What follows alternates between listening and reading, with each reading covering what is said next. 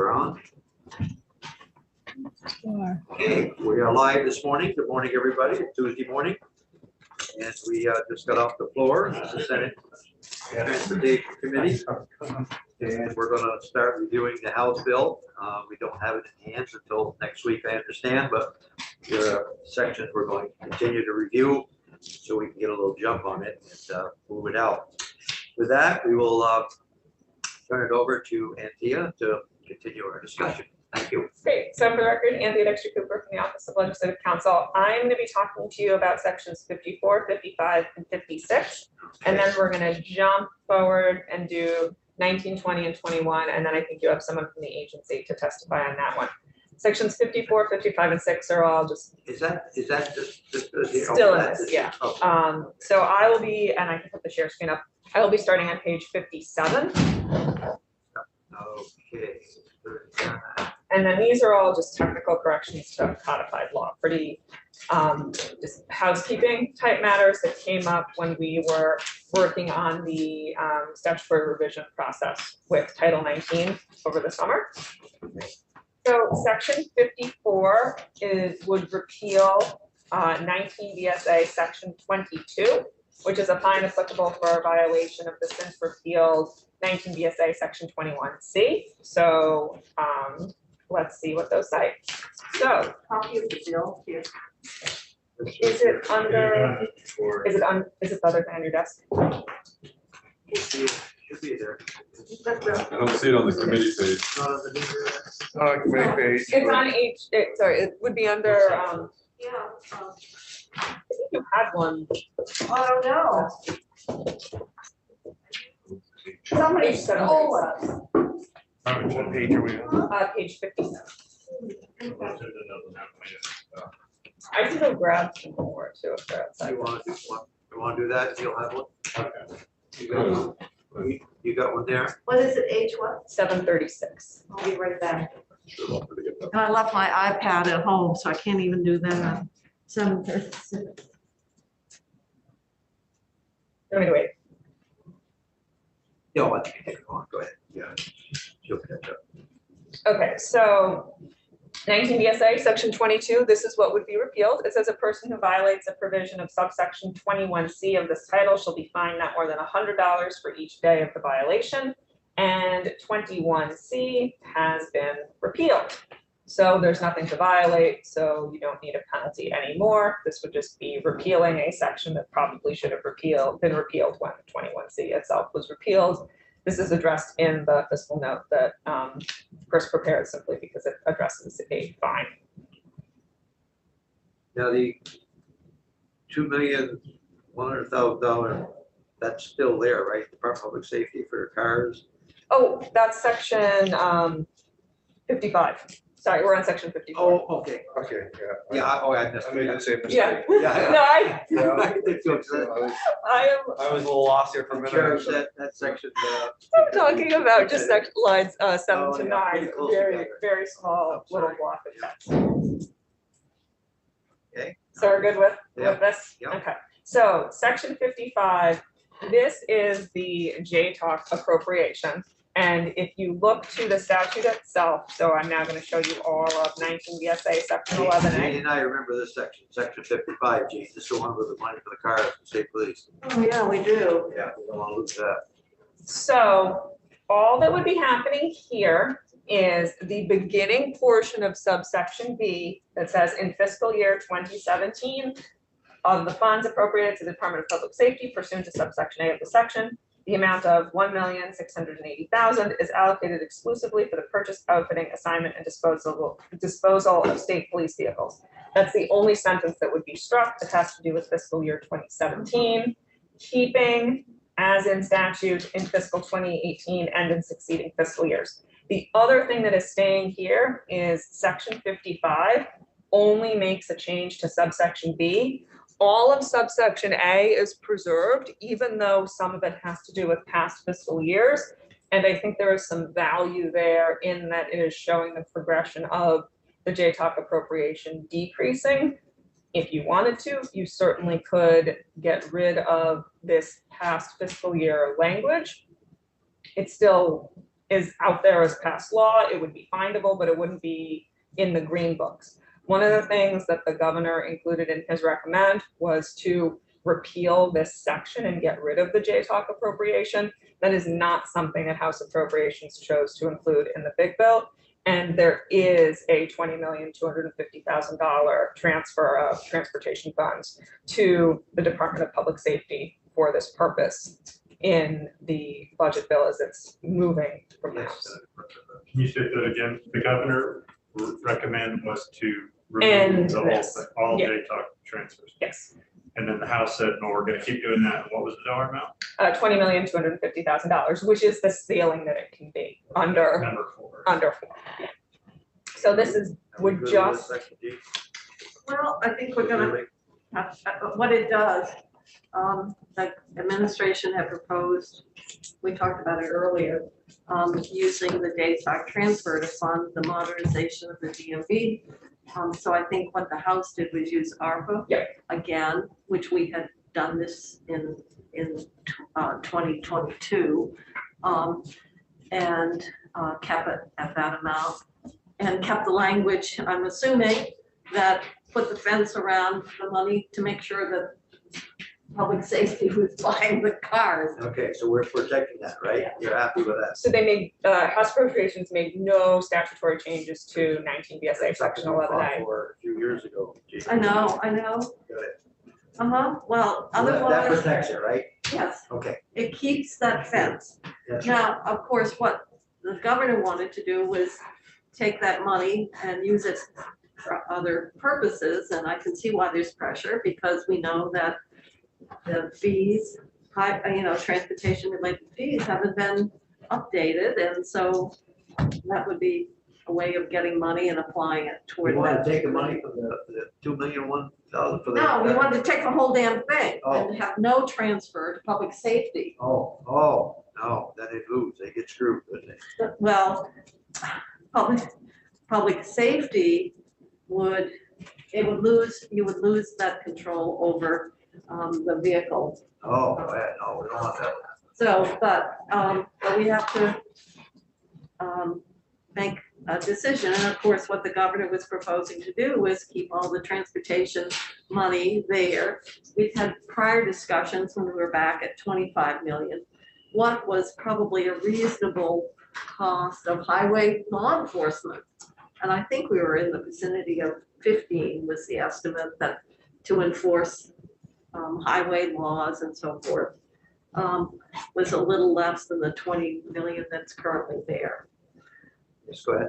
Does that include the 2.1 million for the vehicles, or is that a separate appropriation? No, we just put a fence out of that transfer. It's not separate. 20.25. And Yeah. why did you, Why did we do that? Yeah. Because, why not just give 20 million left and decide how much is for vehicles and how much? because then what they would do is use it for other things, We'll and get then, screwed out, right? and then they would come in and say, we're holding our cars together with bungee cords, and so they knew that Right. they could get it. And then we said, no, we're tired of hearing. I mean, Colonel Baker could only fill his They had- gas They tank. had cars with 150,000 miles on them, and then you're backlogging. Now this assures them every year they get so many cars. Okay.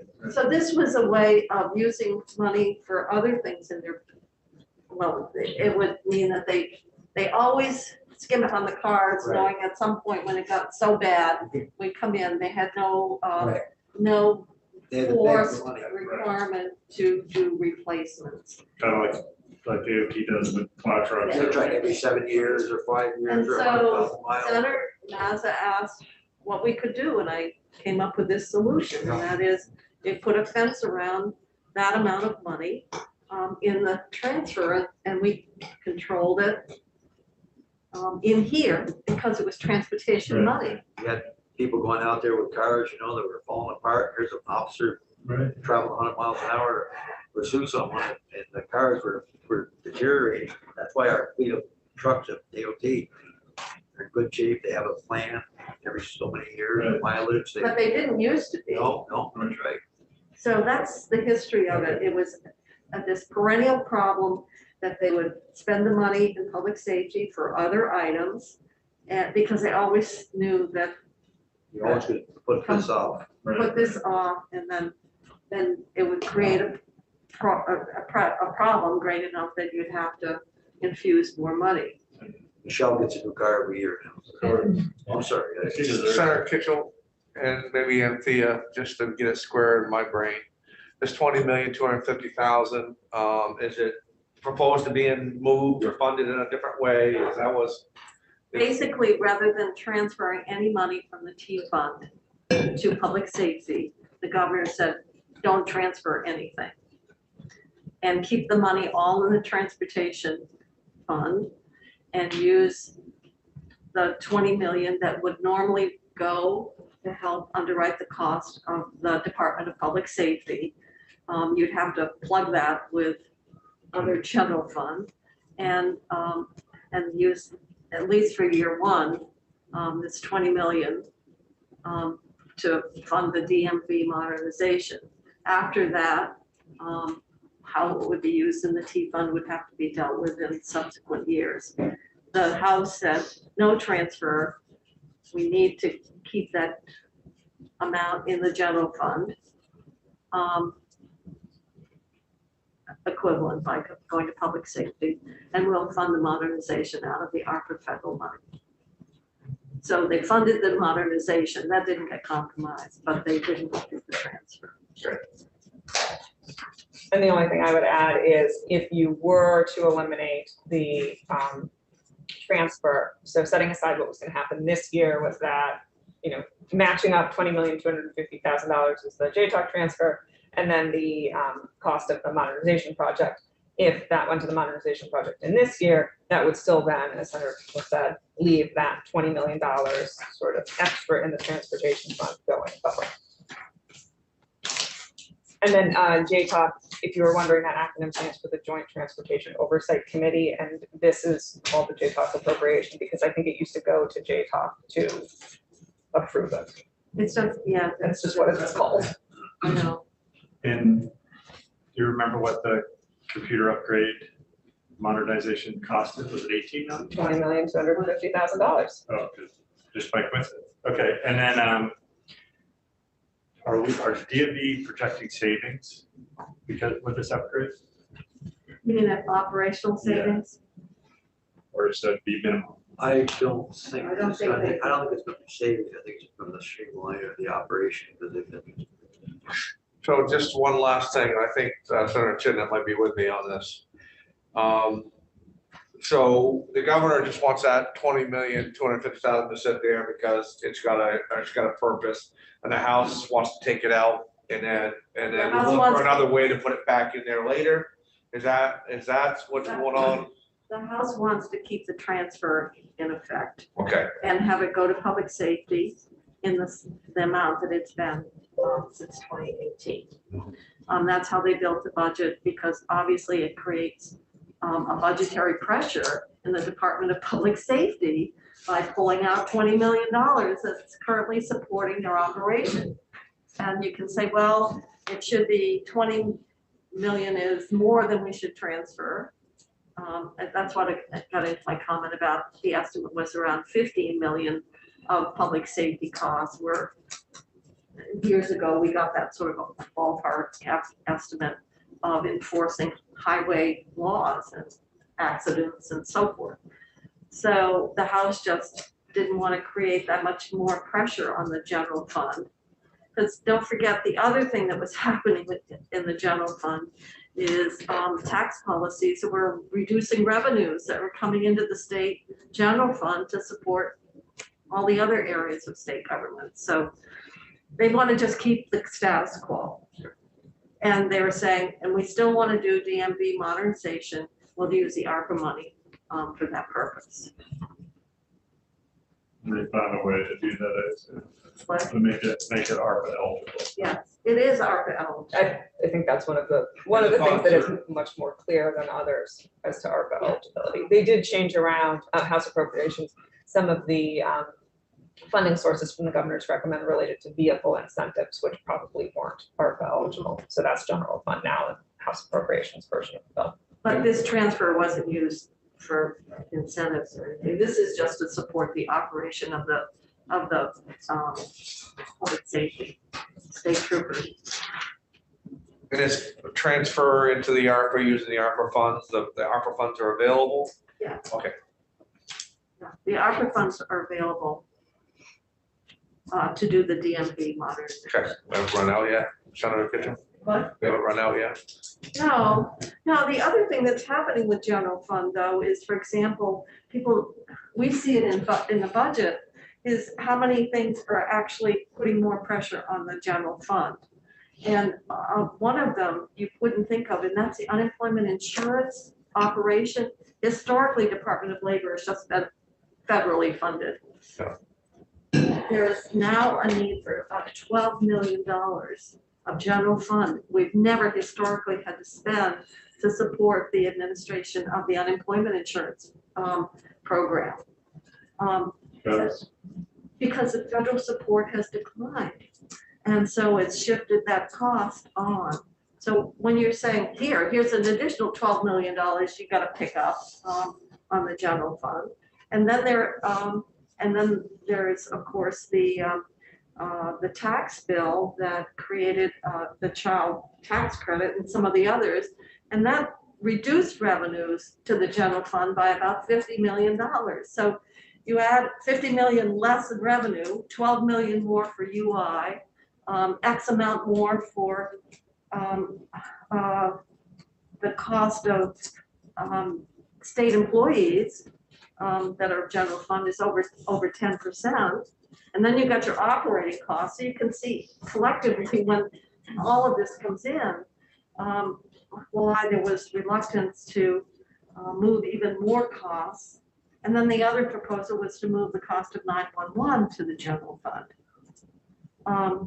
And I can go on and on. So wait till the day comes, we have to face the $30 trillion deficit in Washington. Sooner or later, what the hell is gonna happen then? Because this money, you're talking that kind of money, we're in debt, we're passing it out like candy bars. It's gonna come to an end. I don't know where the taxes are gonna come from. Somebody's gonna have to pay. well, that's true, and many of the tax reductions that were put in Wow. a few years ago, in fact, didn't make it worse. Didn't make. So I think I follow all this, but I'd just like to understand the governor's motivation. If anything, he was just trying to create some flexibility in the budget, and possibly drive some cars longer than their expected useful life in order to free up some dollars. Now, what was he motivated by? His motivation was to keep this money because the transportation revenues are shrinking. Okay. And he wanted to keep these T-fund revenues all in the transportation fund. Okay. The cars are a separate issue. The reason we're getting into the cars is because a number of years ago, in order to deal with this chronic problem of the condition of a fleet of cars that troopers were using, we in transportation could assert jurisdiction over this transportation fund transfer, and we said, included in this transfer is a requirement that you have to allocate this amount exclusively for your cars. Okay. So that's the only reason.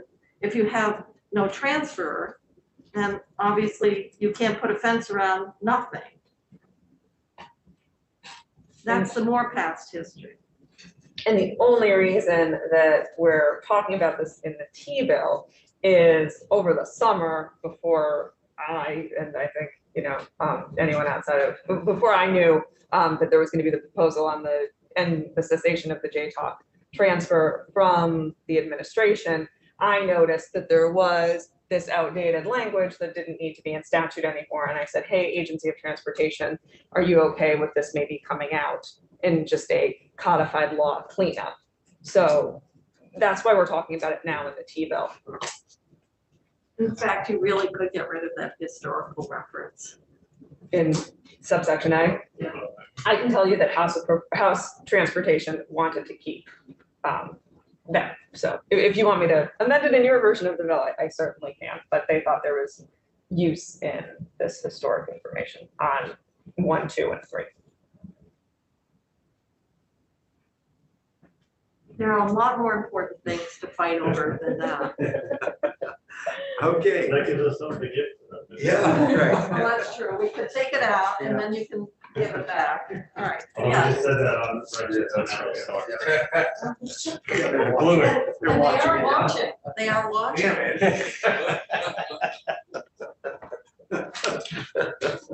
Do you want me to move on to the last of the technical questions? So are we taking it out so you can negotiate it later?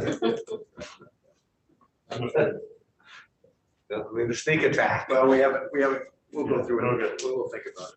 Okay. And then the last of your technical corrections in 19 VSA, section 996A, this is on lines 14 to 19 of page 58. There was a report that was required in 2011 that was put in codified law that is still there. And not only is it still there, but it's going to a committee that doesn't exist anymore. It was the House Committee on Fish, Wildlife, and Water Resources in 2011. So just repealing a report that hopefully has already been filed. I want to see that. Okay, so that's it for the technical corrections. I'm now gonna bounce to section 21, which is on page 29. And this is 3 sections to do something pretty straightforward, and I will explain why it takes 3 sections to do it. But if you will remember back to the T-bill last year, there was $50,000 that was put towards the electric bicycle incentives, but there was no amount left for administration expenses. And the Agency of Transportation would like to have $5,000 to administer those incentives. And the Agency of Transportation proposed getting that $5,000 from the administration expenses that were available for Replace Your Ride.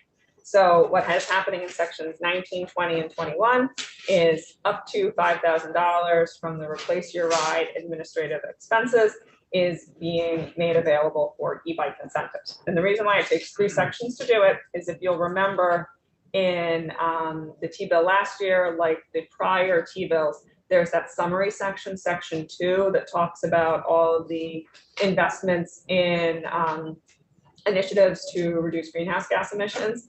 It had in that summary section the amount that was going to go to Replace Your Ride and the amount that was going to go to electric bicycles. So on lines 10 and 11, it is making that $5,000 swap. So it's saying that for Replace Your Ride, there's $1,495,000, and for electric bicycle incentives, it's $55,000. And then in section 20, this is where you are reducing your authorization for Replace Your Ride administrative expenses by that $5,000 amount. So it would be only up to $295,000 for the administration expenses. That's on line 20. And then in section 21, this is where you're getting your up to $5,000 for the e-bike incentives. And then in subdivision 2, this is lines 9 to 14. A lot of language to say that if they do not need the full $5,000 for e-bike administration, that the balance goes back to Replace Your Ride administration. So all the moving pieces. Back in the last T-bill, there was up to $300,000 to administer Replace Your Ride. That's now going to be $295,000. And there was no money to administer e-bike incentives. That will now be $5,000. And if the full $5,000 isn't needed, it goes back to Replace Your Ride. So I still not have a costing problem. anything. I still have a problem incentivizing $200 for electric bike with no laws on the book to restrict any travel with electric bike. Number one, I never could understand why $200 is an incentive to buy an electric bike. You're not replacing a gasoline engine bike. I don't know if I do it on cars, but help clean the air up. I don't know what electric bike offers for $200. But on the other hand, no one seems to be interested from outside this committee, yes, about safety on electric bikes, and that has I still have a problem with that. I'm opposed to the $200 incentive because until we have something in place that's going to do something for safety. Maybe I'm wrong on this. I'm missing the boat here because talking to the bike people. Locomotion, they don't see, and I talked to Brian Searles last week, and he said he was on a board at, I think he was getting off or something. It was a discussion he was having about the safety and how we're gonna allow 12, 14, doesn't make any difference on age, to go out and buy an electric bike and put it on highways with traffic. I'm still confused. Yes, Well, we could withhold that $200 until they came up with rules for electric bikes and yeah, I don't know what the the answer correct way. is, but to me, it's a concern. And now this $200 incentive, is that on the ability to pay for people who don't earn money, a lot of money? How's that work? I believe, and I would need to go back to look at the Okay. T-bill, that it was if you qualified for an incentive under either the incentive program for new PEVs or Mileage Smart. So that's gonna be at the higher end, adjusted gross income with the cap of, I think it was $150,000 for a household, for two people bound And jointly. again, somebody help me understand, why is there incentive for electric bikes in the first place? Yes. The idea is that somebody that would not normally ride their bike, but would drive because of a hill or something else, would possibly more likely not ride their car if they had an electric bike. If they can't. Transportation. Yeah, Instead of a car. right. That's I the, figured that's probably the only reason I can think of, but does anyone else share the same concern I have about safety on these things? Yes. Jane, you any thought about that or anybody? Yeah, well, I think we're concerned about this, though. I want to be sure. This, we're talking about kids in particular we're worried about, but this incentive, I would assume, because it's supposed to get you out of low efficiency vehicles, we would not be giving an incentive to a 14-year-old. So But they're there, not driving, or are we? But they would get the incentive to give the bike to the kid, right? What's prohibiting that kid from going on the highway? Well, I suppose nothing in that regard. So there are two programs. There's Replace Your Ride, which would require you to replace your lower efficiency vehicle, and then you could get an incentive for an electric vehicle, or you could get a bicycle, or you could get safety equipment, or an electric motorcycle, or an electric bicycle. And then there also was, as you know, Senator Mazzi was saying, this $200 incentive, 250 people was going to be to get just an incentive for an electric bicycle. And in order to be eligible, and what I have up is the language from the last T-bill, is it would be available to all Vermonters who self-certify as to meeting any incentive tier under the income eligibility criteria for the incentive program for new PEVs. And I do not know how the Agency of Transportation is implementing that in terms of individuals who, you know, are under, are they self-certifying that they have an adjusted gross income under a certain amount, which there's not been the ability to audit, which I believe is a requirement for the incentive program for new PEVs. So I don't know how they're addressing the age threshold there, but in the language that was put in the T-bill last year, it does not say you need to be over a certain age. No, I know, and I guess maybe. But no training, there's no training, yes. My middleest daughter turned 13 last week and I got her an e-bike. And so she's been using it and she loves the thing. I mean, it zips, and I would love if Vermont just made clear that anybody under the age of 16, e-bike or regular bike, can't use the public roadway, can't be in the road with the cars. Because I see kids that see those bicyclists like biking with the cars and they think that's normalized. But I'm serious. But there's no safety course. That's my concern. Well, the You go out question to is whether Walmart. they should be using that kind of electric bike on a public highway. What you're saying is there should be an age requirement. They could use a pedal bike, basically. If they could stay in the white, what do you call it, for the shoulder? I'm fine with the shoulder, but it should be clear that bicyclists of a certain age can't actually bike with traffic in the main roadway, which is legal right now, right? It's actually encouraged. it's encouraged. I would say we should make a clear distinction that children cannot do that, especially with these. Or a safety course. They say they provide these courses in schools, but it's not mandatory that you take one. You can buy a bike. As I had said earlier, when I lived in Montpelier from 72 to 76, I remember going to it, and I remember specifically what they taught me. And I remember the hand signals. I remember where it was. It was very helpful. It was very impactful to remembering on how you should act in traffic. I wished I could understand or remember. I remember we did it right down here with the course was right down here. We did it. They came and you had to get a certificate. You got a plate to put on your bike and. Quick follow-up. Yes. So I bought it from the Costco because I buy everything from the Costco. It was $380. But Mazda doesn't sell Electric bike? Mazda didn't sell. Yeah, very clearly big numbers, 12 plus. So I mean, they are advertising these for 12 plus year olds, and that's where my biggest concern is. You're going to get really brave, confident 13-year-olds zipping along highways where with these devices, and they're going to get hurt. Person, you're a bike person. What do you think? What's your thoughts on this? How do we make this safe? I don't know. I'm missing something, and I don't know what I'm missing. But I think the problem is who would do it? Where's the money gonna come from to do it? All that, there's not an easy thing to do. I was like Senator Ingalls, when I was in elementary school, the school did it. It was required. Everybody in school had to take the safety test and learn. We had to pass it, like it was a required thing. So we could require it. Trying to increase the safety, I'm for it. Where I get stuck is like, how do we do it? I'm sure Michelle would love to do a study.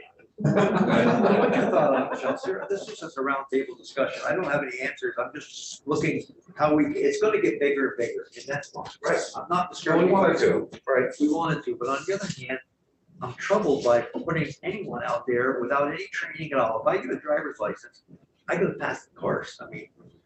But if I can go down Wilson Road, right, with traffic and be 12 years old or 10 years old, I guess, I don't know. Senator Mazza, for the record, Michelle Boomhauer, Vermont Agency of Transportation. And I agree, this is a very complex policy issue and safety issue, which probably needs to be grappled with. We are in a different time. It seems like we were just talking about, are we going to require people to wear helmets when they're cycling, and I can't remember if we even got to that requirement. I don't think we have. That's right. So I would say that, in terms of where something like this would be implemented, the discussion as, in the schools or as part of your driving test, but if it's part of the driving test, not all children choose to drive. And so likewise, not all children choose to cycle, and then they're going to be parents up in arms because their kids have to take a cycling safety class and they don't even have a bike. I know. It's not easy. I don't have the answer. That's why I just throw it out for discussion because it bothered me from day one. Number one, why we're incentivizing bicycles, electric bikes, but I understand if they could use them to replace a car, that would be helpful. But we could actually do what Senator Chipman's talking about. We can make it a law of the highway that you can't use one of these Use the bike path when it's available. These e-bikes on the travel portion of the highway. And right for everybody? No, if you're under 16. Okay. I mean, Yes, go ahead. can do that. I mean, in general, in discussion of bikes, you don't want them on the sidewalk because then you're in danger of those on the sidewalk. This could be, kids in strollers or something. So I know I've seen some pretty bad accidents on bike paths between pedestrians. Yeah, and bicyclists. I heard that. If they're even going faster because it's an electric bike, then, there's that issue. If you're forcing them to go on the side, if there's a bike path, it's a little different than just sidewalks. And then you're gonna have police pulling over 13-year-olds. And just Senator Kitchell's idea and Senator Chipman's idea, you could say that until you have a permit. I mean, a permit at least gave you, if you have a permit to run a vehicle, you at least have some general knowledge about what the road rules are because you're out there. Well, no, a permit to drive a vehicle. Oh, I see. So if you had your permit to drive a vehicle, until you had your permit to drive a vehicle, then you would have to, I don't want to complicate it, but until you have that would at least get maybe past some of the parents' concerns about, now we need a license or whatever to do this or that. But until you had your permit to drive a vehicle, you had to stay to the right side of the road. Maybe it's too late this year, but it's bothered me. Yes. I'm just afraid it's gonna take some tragic incident for us to take Oh, yeah, action. oh, no, it's. I think it already has, right? We talked about that, there was 2 deaths and that have been with kids. And so I think the tragedy's already happened. I was at the bit, like I bring this up, I was at the busiest intersection in South Burlington, by the, turn to go to the mall. And a bicyclist came right down with the traffic, he was going right straight through the red light and everything, never stopped. And I'm Yeah, saying, but that's, he's I know. violating the law. I know there's no law for it, and yes. No. No, they do have Yeah, to. yeah, there is a law, but Yeah. the cop, they don't see No. what happened. Yes, go ahead. The only thing I think that would be easy to do is require that when you buy a bicycle, any bicycle, that it comes with information on, here are the safety rules, here are the laws of bicycling. So you could try to educate people better and say, if you buy a bicycle, you have to give the customer this pamphlet that Michelle. But it doesn't prohibit them from going out. No. It doesn't prohibit. No, it doesn't prohibit it. Just trying to move it, the ball a little bit, saying like, at least people know they get this thing, maybe they'll read it, maybe they throw it out right away, but doing some more education or giving money to local motion to do We this. can't spend a lot of time on this today, but it's something that, yeah, you had a question, something, go ahead. I'm not opposed to what you just said, but I just see there's this 12 to 16-year-old window where I think we as the state of Vermont should make clear you cannot be using the roadways. If you can't even have a driver's permit, we should just make it clear. I don't want the cops to enforce it, but if it's known out there and it gets into the ethos and people just know kids can't. You can't do it because it's the law, not. Well, I blame local motion for not getting very, when we had local motion in here, they weren't excited about it at all. Even though I gave them a hard time that day, I haven't heard anything from them. So I don't think they're concerned about it. I don't know. And what they say, they cover the whole state with the school careers, teaching and everything else, but they're not grabbing onto this like it's a problem. So I think it'd be very simple to put it into the bill from until you have a permit to drive a vehicle that you need to stay to the side of the road. I think it would be. let's give it some thought. And I gotta get it off my chest. It bothers me, and I just don't, like I said, I encourage bicyclists. I think they're wonderful. They add a lot to them. I do too.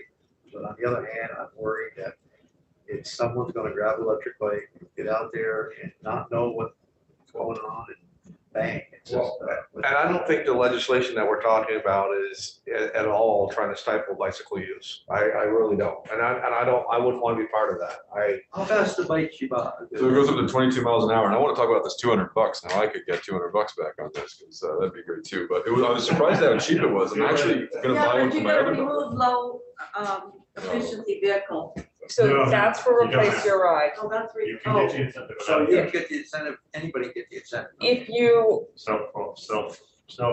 Self-qualify yourself as being eligible under the income. They didn't have guidelines. it at Costco, they had a sign that said. I didn't see that. Oh, I thought you had to give up something. so that's Yes. replace your ride, Oh, and this is the $200, just this $50,000 pot of money, and I think Michelle was about to raise her hand and say neither program is. Go ahead, Michelle. Yeah.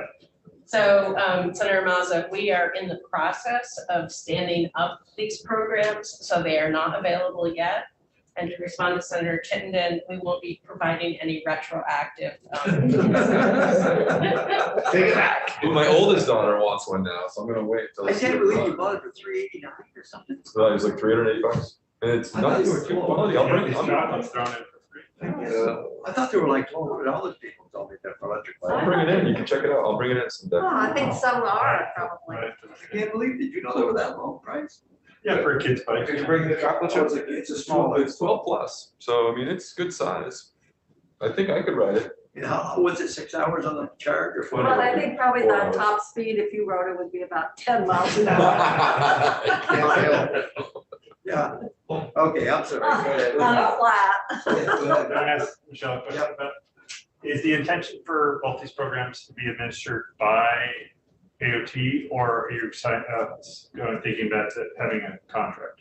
So we've engaged the Center for Sustainable Energy to be the contractor who will administer the new plug-in electric vehicle program, the Replace Your Ride program, and the e-bike incentive program. And I think can't remember if we talked about it in this committee already, but there are funds in the current T-bill framework under the general funds that have just been now pushed over to add $1 million, $2 million, million? 1 million for e-bikes, 1 million for e-ATVs and e-snowmobiles. Million three, but Yeah, $1 million to the 50,000 last year for e-bikes. And another thing, if you pay $389 for that bike, $399, we give $200, it's $189 for a bike. This is crazy. I was expecting it to be more expensive, so I thought that Costco was a great return policy too, so I thought I'd try it, but I don't know. Come on, why would we give $200 on a $300 bike, a $399 bike? I better stop on this couple of days. It's driving me nuts right now. So anyway, I'm sorry, go ahead. Thea. That's it for me. I believe you're gonna hear from someone from the agency on the $5,000, but those were the only sections that I was invited to talk about today. All right, so, thank you very much. And so what's, we're back to the next section. Okay, it's Thea and Patrick Murphy, is that correct? Good morning. Good morning, Good morning, Mr. Chair and Senators. Have you heard our discussion this morning? What's that? Have you heard our discussion recently, this morning? Yes, I've been on the You can meeting. tell how happy I am about it. Okay. Okay, go ahead. They put it on e-bikes and on ATVs and snow machines. Okay, go right ahead, it's all yours. So for the record, Patrick Murphy from V-Trans. I don't have much to add to what Anthea said in terms of the proposed changes for the e-bike administration. As you know, there was just a small pot of money made available last year, and this is just proposing to take a smaller pot of money from the Replace Your Ride administration and allow the selected vendor, Center for Sustainable Energy, to access that funding, the $5,000, to be able to support the launch of the e-bike program. There are a couple things that, if you'd like, I can respond to the questions that you had in your discussion. I think the original intent behind the e-bike program was to be able to displace vehicle miles traveled. So there's been studies that have been done that show that roughly about 10% of vehicle miles traveled can be replaced, because with an e-bike you have the ability to extend your trips for those who are less able than others. They can be safer in some ways, because as you're coming to intersections, you're not having to stop and start as it's not as difficult as it is maybe on a traditional bike. So it can be safer for younger people and for older folks. But I think going back to the intent behind the program, it's really to replace trips made by vehicles. And so if it's the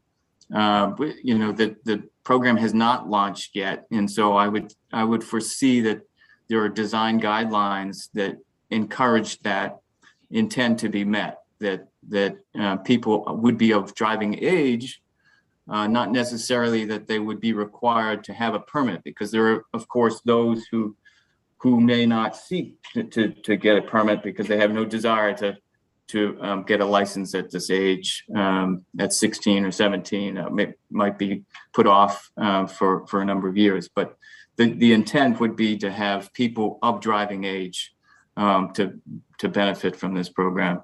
But there are, I would just say lastly, that most of these bicycles that we're talking about, they're not running strictly on electricity. They're pedal assist. So they're sort of traditional bicycles with the extra boost of electricity to get up hills, to be able to make longer trips, to be able to kind of safely traverse intersections. And so that's, I think, there's where there's not much difference in terms of the safety between regular bicycles and e-bikes. So I hope that. Hey, Patrick, I don't dispute it all, but you forget, or I guess they're allowed to run on highways, major highways, any highway that a car is running on, they're allowed to run on. That's my problem. It's not that it's not going to replace automobiles, which I think is a great idea. How are we allowing people with no experience whatsoever to go down Williston Road or any major highway and have the same rights as an automobile without having to have headlights, rear lights, turning signals, helmets, I mean, nothing. They just stick them on a bike and go.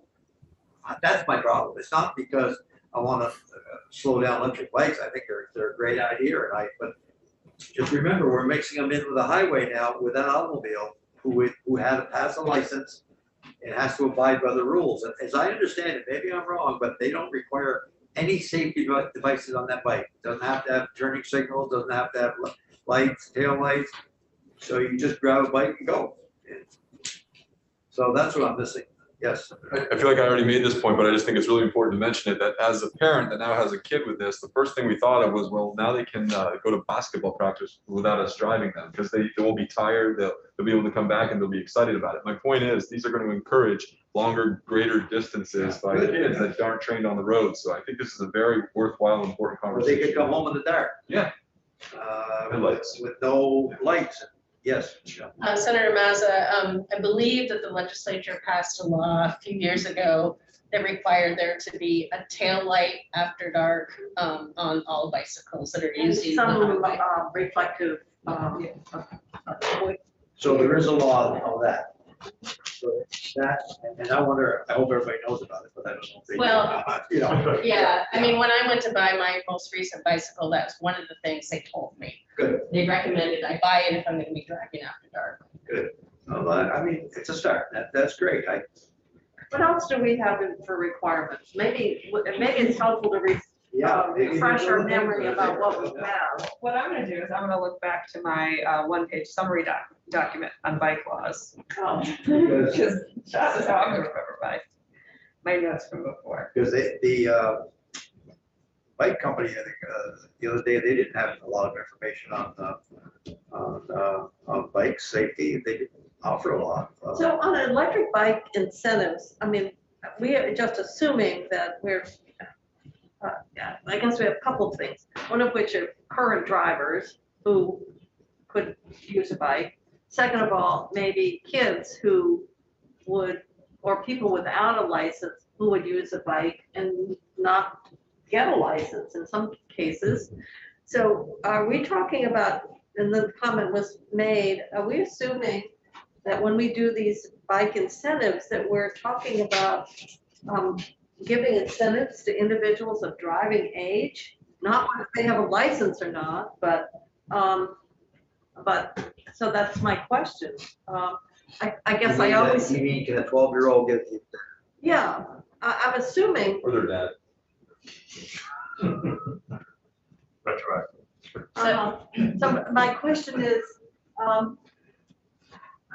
are we talking about the applicant has to be at least driving age? Yes, Senator Kitchell, I think Patrick alluded to that when we set up the program design, it will require the applicant to be of driving age, so 16 or older. Not necessarily to have a license, Right. for the reasons we talked about.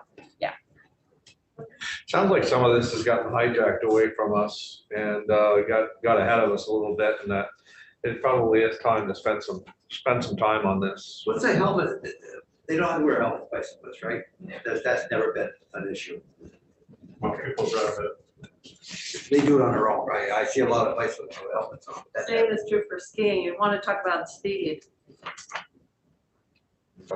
Well, Because motorcyclists, I know they, about that for years, you want to do with helmets, but bicycles. Those masks. Yeah, without a mask, right? Yeah. Oh, God. Do others, I'd love to know if other states have helmet requirements, so even if it's just for kids or whatnot, if we want to talk about. I think there's probably a 50-state survey out on that. There's been a bill that has been introduced in the House every biennium for the last handful of bienniums that would require bicycle helmets on kids, introduced by Representative Harrison. Very passionate about it. And I know the agency has testified on it before, and that there's sort of some differing opinions. has there been conversations about if you're using the public highway? His bill, I do not think was Differentiate. specific to that, but I would have to go back and look. I've not had to rewrite the bill because the bill is just the same bill over and over again. But these are some of the equipment requirements. Oh, yes. Lights, you need to have a white light visible 500 feet to the front. Flashing red light, We should ban blue lights. 220 square inches of reflective Does your bike material. have lights on it? I don't know. I will find out tonight and get back to you. Any sirens? No, but I'm interested. That's the bike right here? What about blue lights? That's a nice bike right there for that kind of, It looks like it's all black, so, that's nice. Do you require the wear helmet or no? yeah, my wife does. Yes. And Dave, do you know if any municipalities require helmets? That's good. So that came up, sorry. Yeah, go ahead. Well, in South Burlington, when we started this new bike share, that came up and we were saying we really want to require helmets, but they were adamant, the industry was adamant against it because they thought it would prevent usage if you always had to lug a helmet around when you want to borrow a bike. So that came up and the advocates. No, no. Scooters. No, no. UVM doesn't require. Segway. Oh, Segway. Segway, yeah. Segway. Now they have bikes at University Mall for rent. that's what we're talking about. So I could go up there at 7 years old, for example, and rent one of those bikes. There's no, They need an iPhone and the app, so I don't think 7-year-olds. can Okay, get up there. but 12 or 13-year-old. you could grab that, rent that bike right there with your phone No. and take off. Okay. I And see those are that. gonna be e-bikes too, so those are both pedal and pedal assist bikes. Yeah, I see it at the park at the University Mall. You can drop those off at other locations. That's the way it works. Wherever you want. If you take it to a location, it's cheaper. If you drop it anywhere, there's like a $5 charge. You have to bring it back to a place that has the, If you wanna save the $5. oh, If- otherwise you could bring it to your house and pay. That's my understanding. You put it wherever you want. Have a GPS on it so they can come get it. No kidding. So The ones the programs I'm familiar with. do Oh, I wonder how that And they works. pay people to go get it. they pay us to pick them up. Huh, interesting. I'll bring it in, throw it around the hallway. It's neat. I kid knows it. I got my picture taken when I was going down the hall with one of those, what's the bike? Segways. Huh? Segways. Yeah, segways, yeah, I still got my picture. I had- Stay away from the stairs. Yeah. Okay, well, I guess we. Sort Well, I get one more thing I'd say. Yeah, go ahead. These are new, so I don't think there's gonna be a lot of state laws on e-bikes that we can benchmark to, because I think e-bikes are very new to the marketplace, and I think this is a worthwhile conversation to have, so that we'll feel better knowing that we had it when something terrible occurs in the next year or 2, 3 years. So one thing I will say is if you remember S66 from last year, that was being pushed by People for Bikes. It's based on model legislation that they are trying to get enacted all across the country. And one of the things that is really at the core of that approach is a bike is a bike, an e-bike is a bike. Treat them like bikes, regulate them the way that you regulate bikes. So to the extent that a state is going to have a law that requires someone to wear a helmet on a bicycle, make them wear a helmet on an e-bike. Vermont doesn't have a law that requires helmets on bicycles, but they do have laws that require lights and reflective material. That would apply if you were on an electric bicycle. So yes, it's new, and the approach that People for Bikes is taking and Vermont is now part of that approach is Problematic. treating them like a bicycle. If you want to keep it, you certainly can. The distinction is kids, so it's just the 12 to 16 years old, so that's where I keep getting hung up on. Yeah. My 13-year-old, that's. That's on any bike, right? Not just electric. I would like the rule for anybody. Yeah, they gotta go around traffic. And You want to wear them. within that and the different classes of them, I believe it was the class 3, the one that can go faster but requires pedaling, but class 2 doesn't go as fast, but you don't have to pedal, that there is an age limitation in Vermont law, much like the motor assisted bicycles, or maybe it's that you can't be a passenger on them. I would need to check, but there is one age piece for the class 3. I did get excited the other day when the local motion said that they want more money put in for bike lanes, and I'll tell you, and I've said that loud and clear, I don't think there's any state that's matched us on our highways that we're building. Whether it's guardrails, we make sure we can put a bike lane in. As you know, we spent all kinds, millions of dollars. When we pave a highway, we put a bike lane. So it isn't just putting more, we're doing our part. That's, and I know for a fact because we encouraged that years ago, that whenever you're paving roads or when you can, it's not always be. And I'm proud of that throughout the state. So I was a little upset when I heard that, you gotta put more money into it. We do our share. It's a bigger issue than just us putting more bike lanes, which we do every weekend. Well, you've got some language on that in section 23. The ALT shall establish a pilot program to support the continued development and build of bicycle and pedestrian infrastructure to do the following. Yeah, there it is, right there, yeah. Yeah, so you're not doing that now? Or is this gratuitous language to tell us that you're doing what you're doing? This is actually an agency proposal, which I believe Kevin Marshy came in and talked about it along with Joe Segali a couple of weeks ago.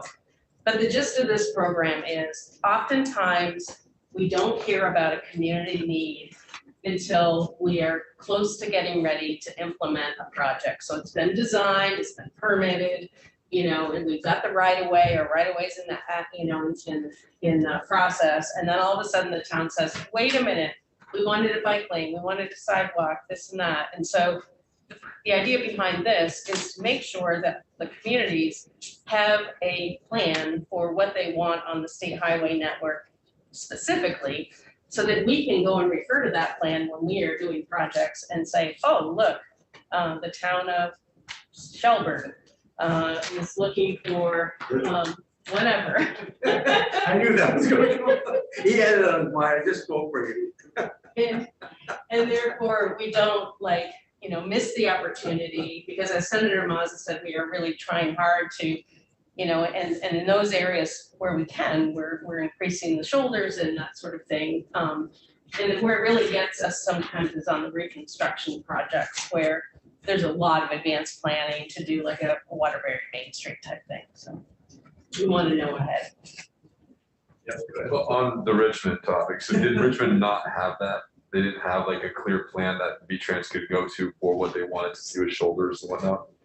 So I am not an expert in terms of the process. I do know that there had been a bike ped plan done for that area, because it was done when I was at the Chittenden County Regional Planning Commission.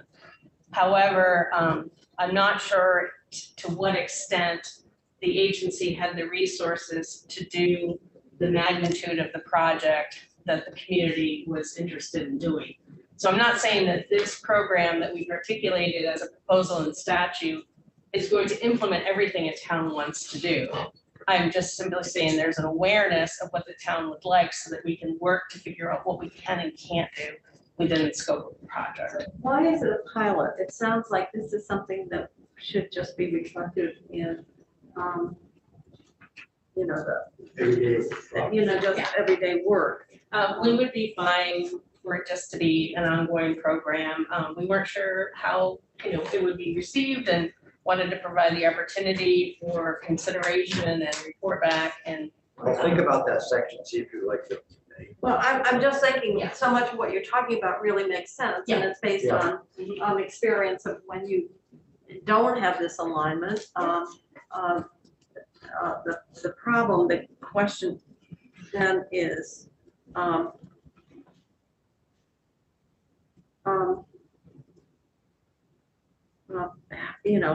I guess you would be relying on the planning commissions to really be the kind of the local presence to work with the municipalities around any of the plans. Do any town plans routinely cover this? some do and some don't.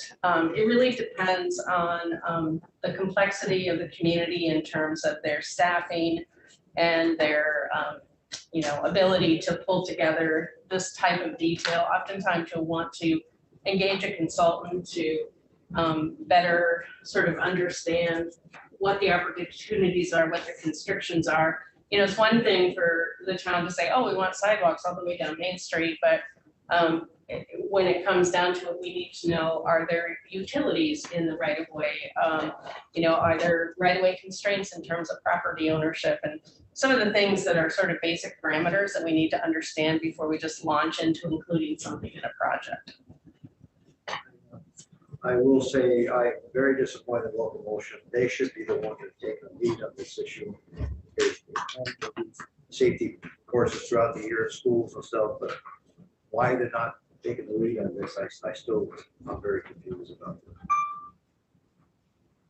Anyway, anything else this morning? Well, I think probably their position is like, was it Anthea said, they want to keep that delineation between a bike as a, I don't know, didn't you make some comment about? Oh, that? people for bikes. Yeah, people for bikes. But they did, and this is the language that I was talking about the class 3. So an individual under 16 years of age shall not operate a class 3 electric bicycle, but may ride as a passenger on a class 3 electric bicycle that is designed to accommodate passengers. So if you had gotten a class 3 bicycle for your daughter, she would be able to ride. And I wouldn't say 12 plus.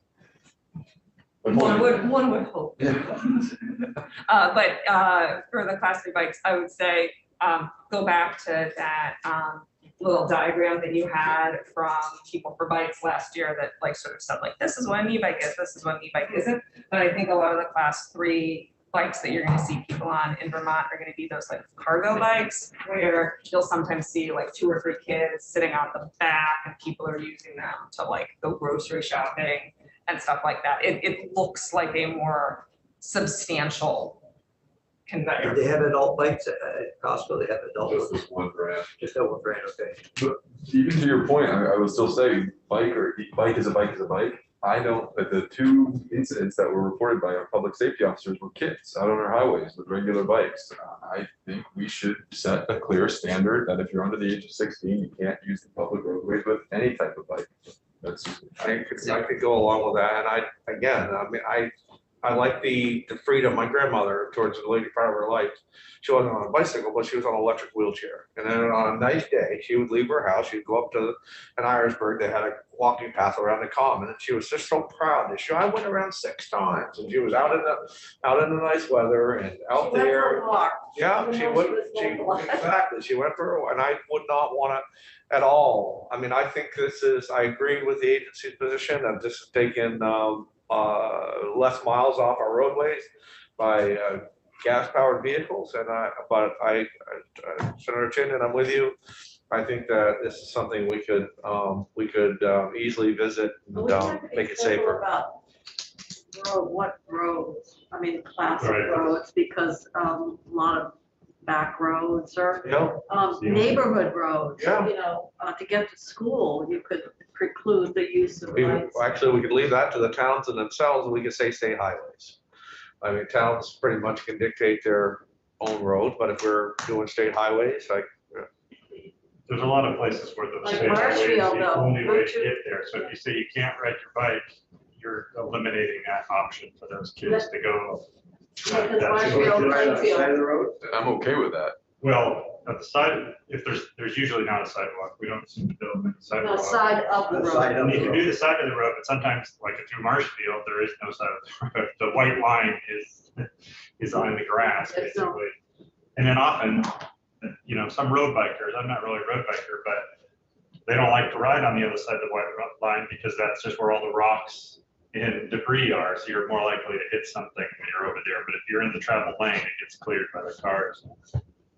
I'm okay with that. For under 16-year-olds, they just can't use those roads.